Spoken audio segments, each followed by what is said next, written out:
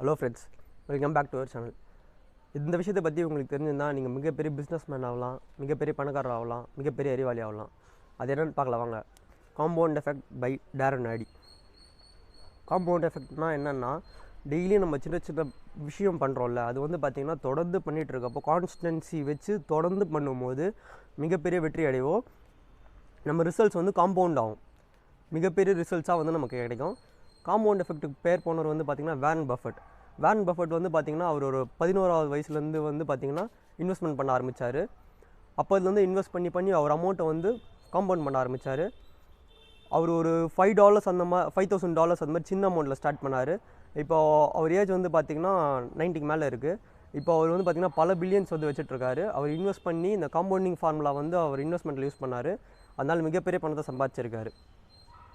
அடுத்து ப்ரூஸ்லி வந்து பார்த்திங்கன்னா காம்பவுண்டை இந்த மாதிரி வந்து தொடர்ந்து பண்ணுறதுனால நமக்கு எவ்வளோ பெரிய வெற்றி கிடைக்கும்னு சொல்லியிருக்காரு. அவர் வந்து என்ன சொல்கிறாரு, நான் ஒரு 10,000 கிக்கு தெரிஞ்சு வச்சுருக்கவனை பற்றி பயவிட மாட்டேன், ஆனால் ஒரே கிக்கை வந்து 10,000 தடவை ப்ராக்டிஸ் பண்ணிடுறவனை பார்த்து பயவிடுவோன்னு சொல்லியிருக்காரு. ஆல்பர்ட் ஐன்ஸ்டைன் வந்து பார்த்திங்கன்னா காம்பவுண்ட் எஃபெக்ட்டை வந்து 8th ஒண்டர்னு சொல்கிறாரு. காம்பவுண்ட் எஃபெக்ட்டுக்கு நம்ம ஒரு நல்ல குவட்ஸ் பார்க்கலாம்.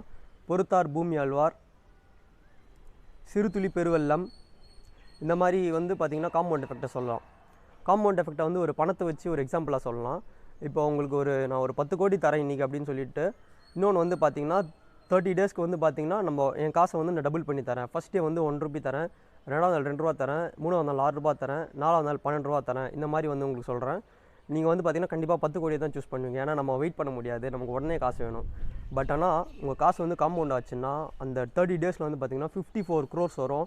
இதை வந்து பார்த்திங்கன்னா நீங்கள் ஒரு நாளில் வாங்கிட்டு போனீங்கன்னா வெறும் 10 crores தான் வரும். இந்த மாதிரி தான் வந்து பார்த்திங்கன்னா காம்பவுண்ட் எஃபெக்ட் வந்து யூஸ் பண்ண முடியும். நெக்ஸ்ட்டு வந்து பார்த்திங்கன்னா சாய்ஸஸ். நம்ம எடுக்கிற சாய்ஸஸ் மூலிமா நம்ம வந்து எப்படி வந்து நம்ம ரிசல்ட்ஸை வர வைக்கணுன்றது பார்க்கலாம்.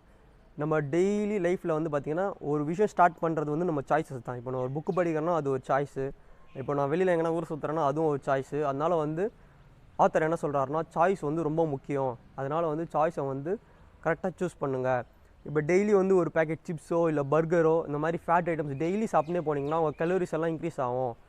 நீங்கள் அதை ஒரு நாளைக்கு கணக்கு போட்டு பாருங்கள் எவ்வளோ வருது, 10 நாளைக்கு கணக்கு போட்டால் எவ்வளோ வரும், ஒரு வருஷம், 5 வருஷம், 10 வருஷம், அது மாதிரி தான் சொல்கிறாரு.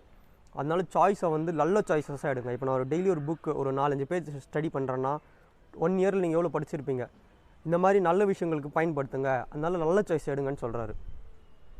அவர் வந்து பார்த்திங்கன்னா சாய்ஸுக்கு வந்து ஒரு கோட் சொல்கிறாரு, elephants don't bite, only mosquito bytes.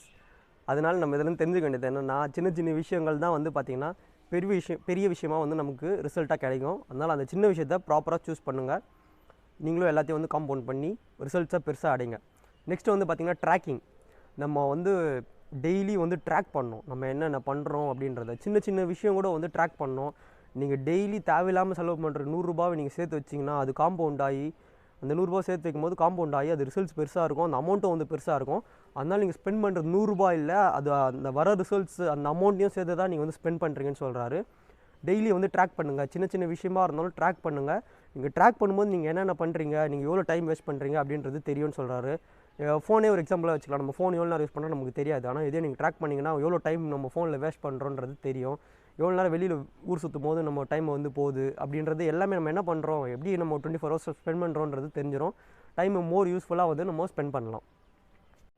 Next வந்து பார்த்திங்கன்னா ஹேபிட்ஸ், நம்ம அன்றாட பழக்க வழக்கங்கள். அரிஸ்டோட்டில் ஹேபிட்ஸை பற்றி என்ன சொல்கிறாருன்னா, what we are repeatedly do. நம்ம திரும்ப திரும்ப நம்ம வாழ்க்கையில் டெய்லி என்னென்ன பண்ணுறோமோ அதுதான் வந்து பார்த்திங்கன்னா நம்மளாக உருவாயிருப்போம்னு சொல்கிறாரு.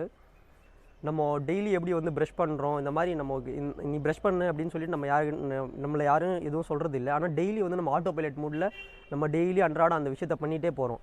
அந்த மாதிரி உங்கள் நல்ல விஷயங்களை பண்ணுங்கள், யார் சொல்லியும் பண்ணாதீங்க. நீங்களாக வந்து இந்த நல்ல விஷயங்களை பண்ணினே போங்க.